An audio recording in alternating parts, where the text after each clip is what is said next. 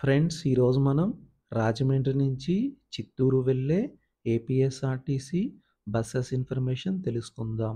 రాజమండ్రి నుంచి చిత్తూరు వెళ్ళటానికి మధ్యాహ్నం 3:30కు సూపర్ లగ్జరీ బస్ ఉన్నది.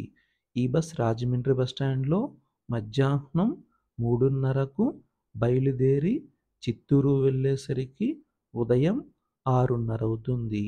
రాజమండ్రి నుంచి చిత్తూరు వెళ్ళటానికి టోటల్ జర్నీ 15 గంటల సమయం పడుతుంది. రాజమండ్రి నుంచి చిత్తూరు వెళ్ళటానికి బస్ టికెట్ రూ. 1198గా ఉంటుంది. రాజమండ్రి నుంచి తిరుపతి వెళ్ళటానికి బస్ టికెట్ రూ. 1064గా ఉంటుంది.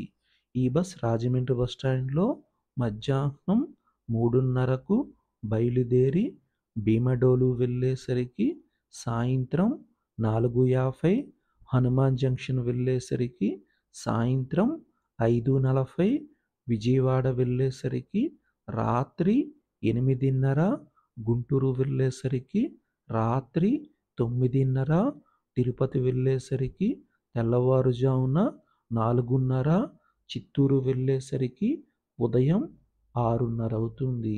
రాజమండ్రి నుంచి చిత్తూరు వెళ్ళటానికి బస్ టికెట్ రూ. 1198గా ఉంటుంది.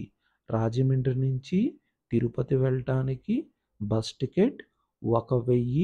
1064గా ఉంటుంది.